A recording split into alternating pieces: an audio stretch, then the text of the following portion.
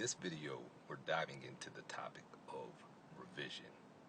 Neville speaks explicitly about how, when we rearrange the facts of past events in our imagination, we can create a new future. So listen in and apply these techniques that Neville speaks about on using the art of revision. Nothing stands between man and the fulfillment of his dreams but facts, and facts are the creations of imagining. If man changes his imagining, he will change the facts. Man and his past are one continuous structure. This structure contains all of the facts which have been conserved and still operate below the threshold of his surface mind. For him, it is merely history. For him, it seems unalterable, a dead and permanently fixed past. But for itself, it is living. It is part of the living age. We cannot leave behind us the mistakes of our past, for nothing disappears. Everything that has been is still in existence. The past still exists, and it gives and still gives its results. Man must go back in memory, seek for and destroy the causes of evil, however far back they lie. This going into the past and replaying a scene of the past in imagination as it ought to have been played the first time, I call revision.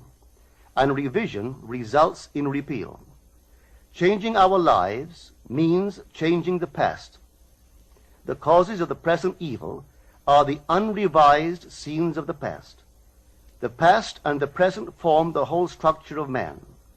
It is carrying all of its contents with it. Any alteration of content will result in an alteration in the present and future. Live nobly, so that mind can store a past well worthy of recall. Should you fail to do so, remember, the first act of correction or cure is always revise. If the past is recreated into the present, so will the revised past be recreated into the present. Or else, the promise that though your sins are like scarlet, they shall be as white as snow, is a lie. The question may arise as to how, by representing others to ourselves as better than they really were, or mentally rewriting a letter to make it conform to our wish, or by revising the scene of an accident, the interview with the employer, and so on, could change what seems to be the unalterable facts of the past. But remember my claims for imagining. Imagining creates reality. What it makes, it can unmake. It is not only conservative, building a life from images supplied by memory, it is also creatively transformative, altering a theme already in being. The parable of the unjust steward gives the answer to this question. We can alter our world by means of a certain illegal practice, by means of a falsification of the facts, that is, by means of a certain intentional alteration of that which we have experienced, and all this is done in one's own imagination.